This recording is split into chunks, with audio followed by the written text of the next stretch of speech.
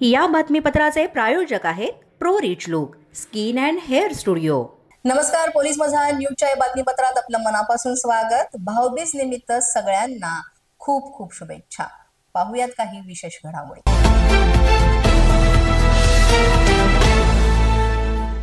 कल्याणमधील मोहने गावात एक धक्कादायक घटना घडलेली आहे। राष्ट्रवादी काँग्रेस अजित पवार पक्षाच्या पदाधिकारी संध्या साठे यांना गाव गुंडांनी मारहाण करण्यात आलेली आहे आणि ही धक्कादायक गोष्ट समोर येते। धक्कादायक बाब म्हणजे पोलिसांसमोरच मारहाण झाल्याचा आरोप करण्यात येतोय। फटाके खरेदीच्या वादातून दोन गटांमध्ये ही हाणामारी झाली आहे। फटाक्याच्या स्टॉलवर लहुजी नगरमध्ये दोन तरुण फटाके घेण्यासाठी गेले होते। फटाक्यांच्या या देण्या घेण्यावरून हा वाद सुरू झाला आणि नंतर वादाचं रूपांतर मोठ्या भांडणामध्ये झालं। हा वाद त्यानंतर सुद्धा मिटल्यानंतर मोहने येथील स्थानिक गाव गुंडांनी मध्यरात्री लहुजी नगरमध्ये जाऊन घराची तोडफोड केली, महिलांना मारहाण केली अशी माहिती मिळते। यावेळेस घरांवर दगडफेक सुद्धा करण्यात आली। या दगडफेकीमध्ये तब्बल 9 ते 10 जण जखमी झाल्याची माहिती समोर आली आहे। या घटनेची माहिती मिळाल्यानंतर कल्याण खडकपाडा पोलिसांनी घटनास्थळी धाव घेतली, परिस्थिती नियंत्रणात आणण्याचा प्रयत्न केला। मात्र शेकडो गुंडांनी पोलिसांसमोरच दगडफेक करत घरांची तोडफोड करून महिलांनाही मारहाण केली आहे। सहाय्यक पोलीस आयुक्त कल्याणजी घेटे यांनी या प्रकरणी प्रतिक्रिया देताना लवकरात लवकर आम्ही यावर कारवाई करू असं सांगितलेलं आहे।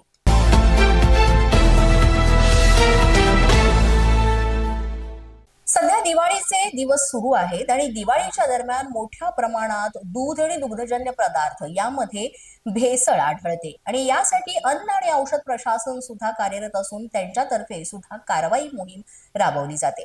असाच एक प्रकार शिरपूरमध्ये घडलेला आहे। शिरपूरमध्ये भेसळयुक्त दूध असल्याचा धक्कादायक प्रकार समोर आलेला आहे।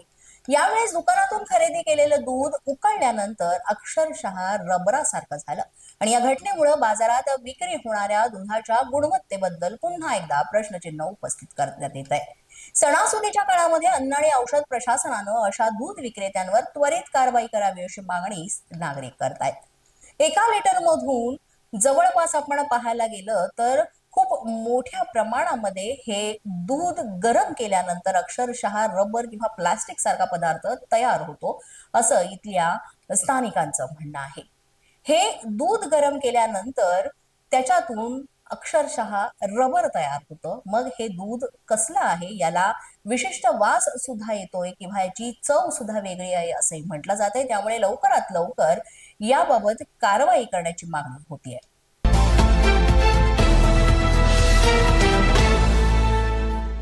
अमरावती शहरामध्ये हिट अँड रनची धक्कादायक घटना उघडकीस आलेली आहे। एका भरधाव बोलेरो कारनं दोन युवतींना उडवल्यानं एकच खळबळ उडाली आहे। या घटनेनंतर कार चालक फरार झाला असून राजापेठ पोलिसांनी अज्ञाताविरुद्ध गुन्हा दाखल करून त्याचा शोध सुरू केलेला आहे। मात्र अद्यापही तो सापडलेला नाहीये।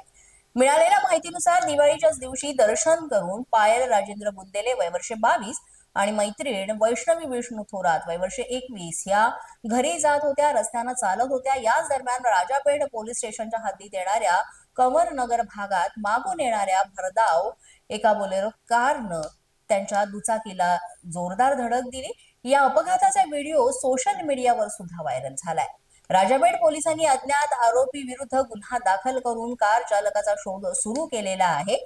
यामध्ये अक्षरशः मोठ्या प्रमाणात तरुणी गंभीर जखमी झाल्या, त्यांच्यावर उपचार सुद्धा सुरू आहेत। मात्र लवकरात लवकर या फरार कार चालकाचा शोध घ्यावा आणि त्याच्यावर कारवाई करावी अशी मागणी करण्यात येते।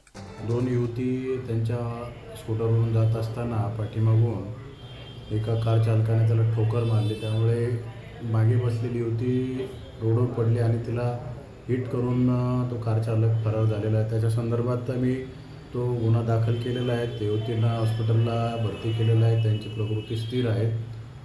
त्या गाडीचा शोध घेण्यासाठी आम्ही रस्त्यावरील सर्व CCTV तसंच RTO रजिस्ट्रेशन मार्फत त्याचे शोध घेऊन त्याला लवकरात लवकर ताब्यात घेण्याची आम्ही तजवीज ठेवलेली आहे। त्या दृष्टीने तपास चालू आहे।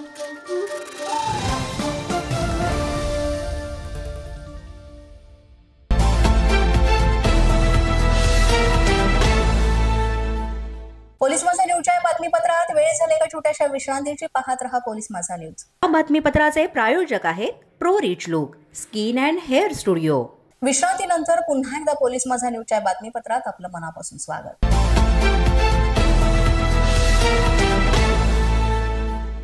कल्याण शहरातील बिर्ला कॉलेज रोड इथे एका दुकानदारावर हल्ला केल्याची घटना आत्ताच समोर येते. यामध्ये नशेखोर टोळक्यानं हा हल्ला केल्याची माहिती मिळतीये.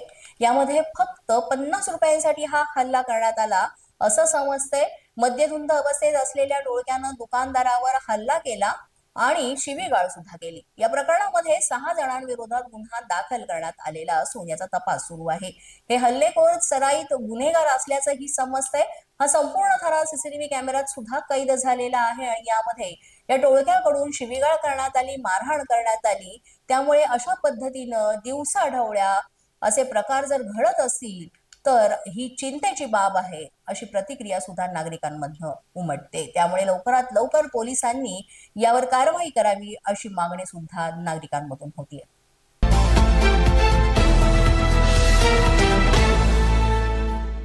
सामाजिक जनजागृती फाउंडेशन महाराष्ट्र राज्य संस्थेतर्फे दिवाळी निमित्त वेगवेगळे उपक्रम आयोजित केले जातात. ठाणे जिल्ह्यातल्या जांभूळपाडा येऊर इथं सुद्धा आदिवासी पाड्यात जाऊन या संस्थेतर्फे दिवाळी साजरी करण्यात आली.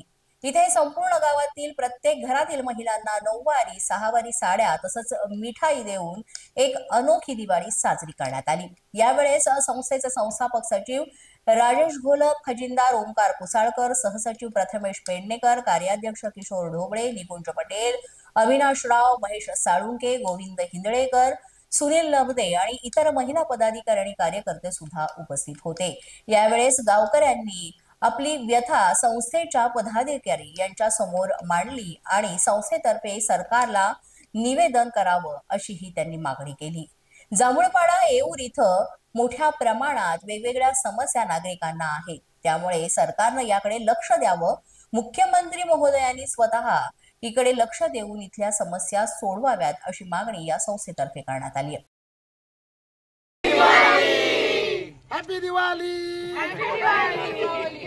पोलीस माझा न्यूजच्या बातमीपत्रात आज इतकंच. तुम्हाला आमचं बातमीपत्र कसं वाटतंय याबाबत अवश्य अभिप्राय कळवा.